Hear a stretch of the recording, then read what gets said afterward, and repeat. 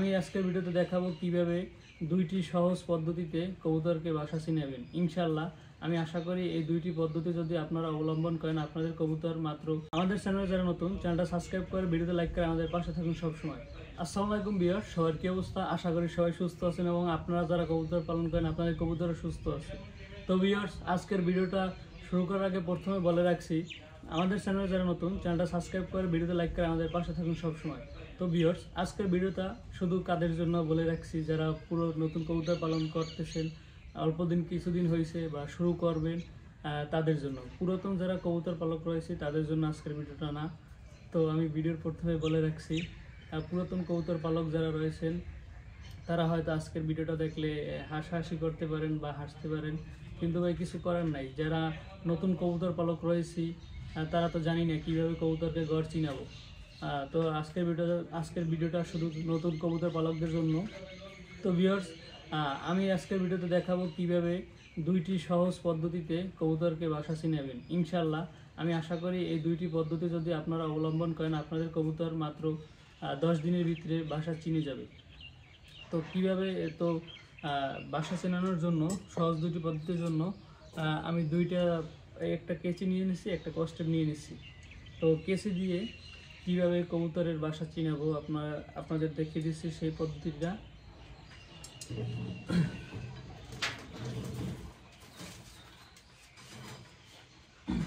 তো এই কবুতর বাজার থেকে যখন আপনারা বাজার থেকে কবুতর কিনে আনবেন তখন তো কবুতর বাসা চিনে না বা তখন বাসায় কবুতর হাইল লয় না। তো তখন আপনারা কি করবেন, এই যে কবুতর পাখনা রয়েছে কেসি দিয়ে কিভাবে আর কি বাসা চিনাবেন।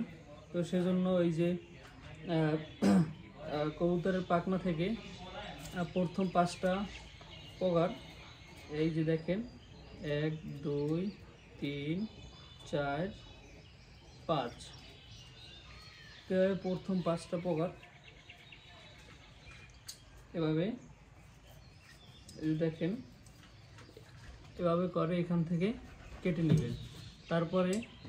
তারপরে হলো আপনাদের এই যে আরেকটা পগার থেকে, ওই সাইডের পগার থেকে গুনে গুনে 1 2 3 4 5, এখান থেকেও 5টা পগার কেটে নেবেন।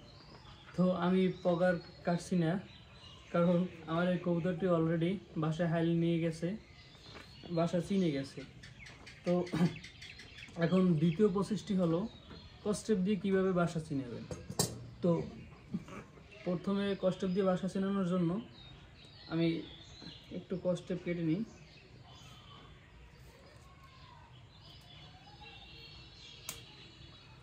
তো এভাবে কস্টেপ কেটে নেওয়ার পর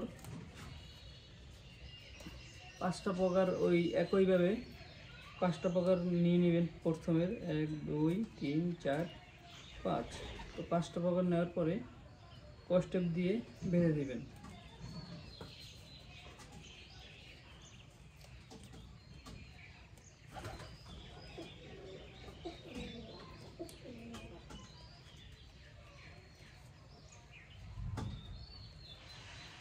দেখেন এই একটা পগার বেঁধে দিলাম 5টা পগার। তারপরে এই সাইডের পগারটাও, এই সাইডের পাকের 5টা পগার বেঁধে দিবেন।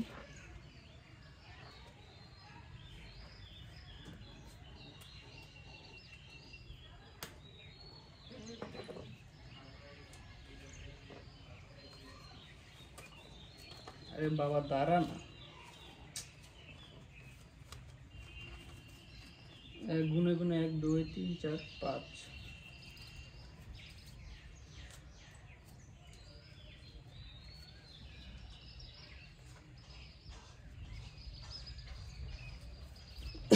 তো 5টা পগার বেঁধে দিলে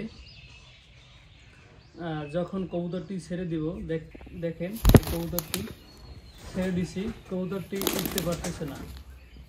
তো এভাবে কবুতরটিকে ছেড়ে রাখবেন বাসার সামনে, বাসার সামনে ছেড়ে রাখবেন।